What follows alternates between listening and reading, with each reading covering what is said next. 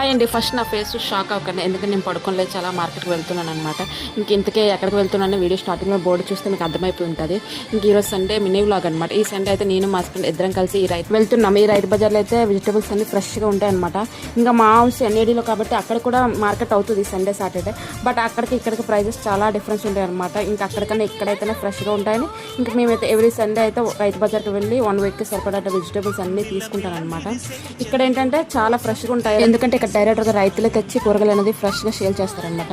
ఆ తర్వాత నేను బయటకు వచ్చాక నా చైల్డ్హుడ్ ఫేవరెట్ అనమాట ఈతపళ్ళు అంటారు. మీరు ఏమంటారు అనేది కామెంట్ చేయండి. మా అక్కడ నుంచి ఇంక తాటి ముంజలు కూడా తీసుకున్నాం అనమాట. ఇది చాలా డేస్ అయింది తాటి ముంజలు కూడా తీసుకొని. సో ఇక్కడైతే ఇంక తాటి ముంజలకి ఇంగ్లీష్లో ఐస్ యాపిల్ అంటారు కాబట్టి అవి కూడా తీసుకొని, ఇంకా ఈ తాటి ముంజలు అయితే నా ప్రెగ్నెన్సీ టైంలో ఎక్కువగా తినేదాన్ని అనమాట.